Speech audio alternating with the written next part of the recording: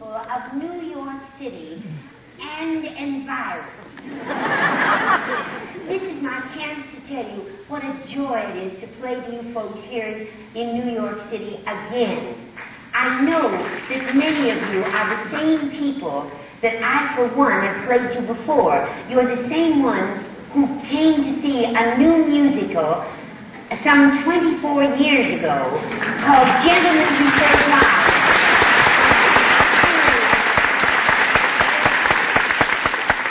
Isn't that funny? I knew you were the same. You just smell the same.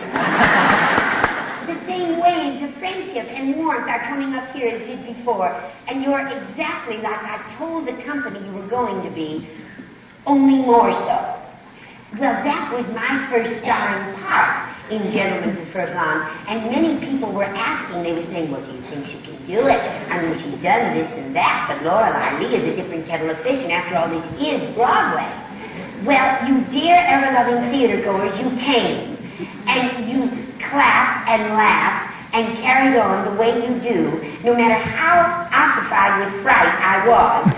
And you have held my gratitude for all these 24 years. I've always wanted to tell you. You see, I have been coasting on the momentum of you New York audiences ever since.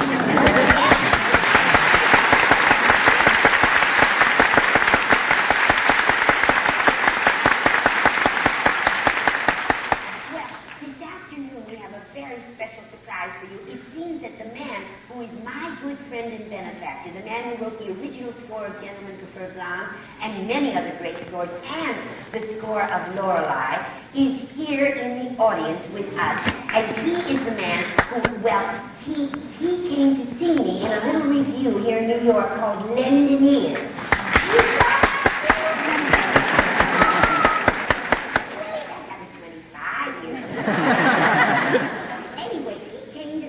And he brought with him the authoress of Gentlemen Prefer Blonde, Anita Luce. Yes, and then he brought the producers of Gentlemen Prefer Blonde, and he said, there is our Lorelei Lee. And then he promptly sat down at the piano and wrote my battle hymn of the Republic, Diamonds Are a Girl's Best Friend. Yes, he is the very sound of Broadway himself. Without him, I wouldn't have a diamond to my name. My best friend, Julie Stiles.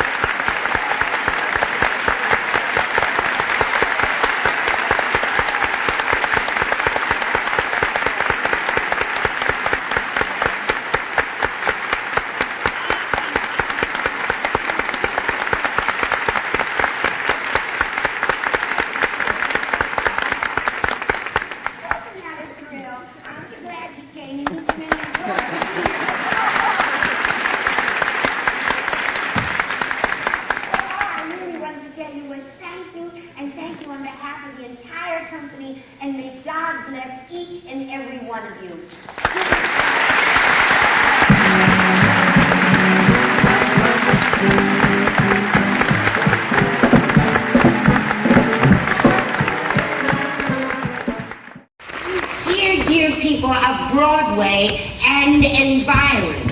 Now, honestly, isn't this all really something? I mean, all of us being back together again here at Hello, Dolly. I know that many of you are the same people that I, for one, have played Hello, Dolly to before.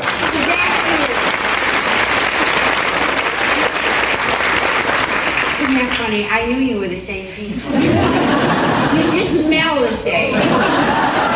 The same waves of friendship and warmth are coming up here as did before, and you're exactly like I told the company you were going to be, only more so. Well, I did want to thank you dear folks for making an honest woman of me. You see, I always promised that if I ever played Hello, Dolly again, it would be right here on Broadway. And now, thanks to James M. Niederlander and the Houston Grand Opera, at long last, we finally made it, and here we are!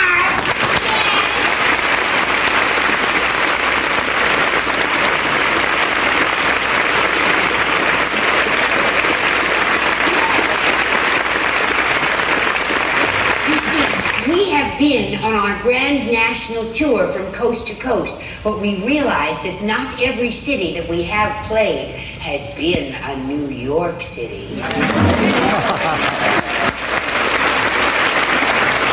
But then you do know about yourselves. Oh, you dear people, you're still standing. You just stand there and listen to me, and you don't seem to be going anywhere. And I can't shut up, is my problem. So may God bless each and every one of you, including my friends from Austin, Texas. And may I say, on behalf of the entire company, we love you dearly.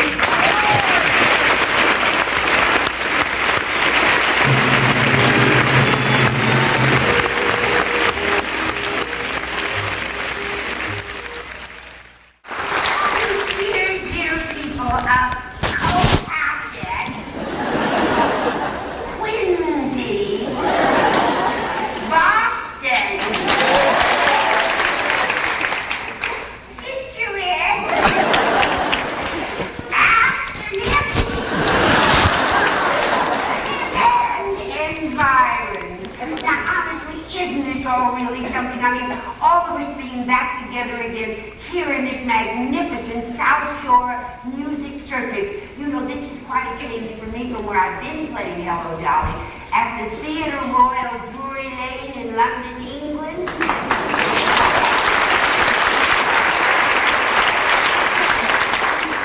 None of us has ever played Hello Dolly in the round before this tour, so we really had no idea how she might look from, so to speak, as you might say, all angles. You folks seem to be such good-natured friends. They just seem to put up with it. Oh, you lovely people, you just stand there and listen to me. You don't seem to be going anywhere. And I can't shut up. It's my problem. You know what we could do? This being our very last night here, and they're going to have to drag us out like donkeys, we don't want to go.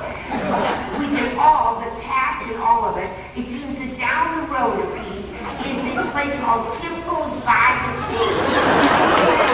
In front of it is Hugo's Lighthouse Restaurant, and I understand they're pushing the clam chowder.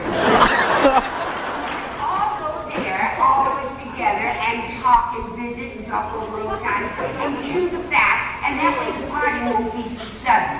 Oh, I have a better idea. We have this big boss here, this marvelous man, Mr. Ronald Broughton. He's our illustrious impresario. He's really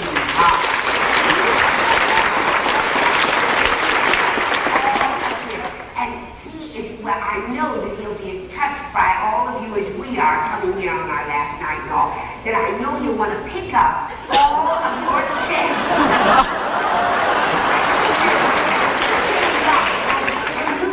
Mr. Ronald Broughton's name. R-A-W-S-O-N. And do let me know what happened. God bless each and every one of you, and may I say on behalf of the entire company, we love you dearly.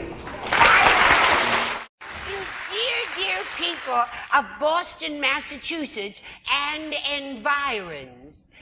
Now, honestly, isn't this all really something? I mean, all of us being back together again here in Boston, Massachusetts. I know that many of you are the same people that I, for one, have played to before. Right here in... Is that you? Is that you?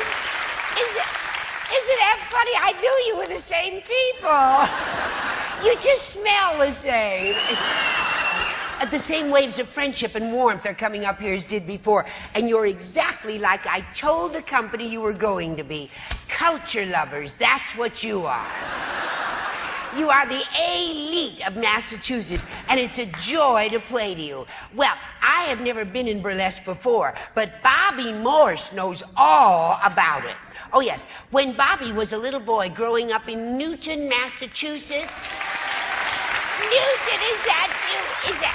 Well, then you know each other. Oh, sure. Well, then I needn't tell you. Well, when Bobby was growing up, his father told him never to go into a burlesque house because he might see something he shouldn't. So naturally, that was the first place Bobby sneaked in. And indeed, he did see something he shouldn't. In the first row, he saw his father.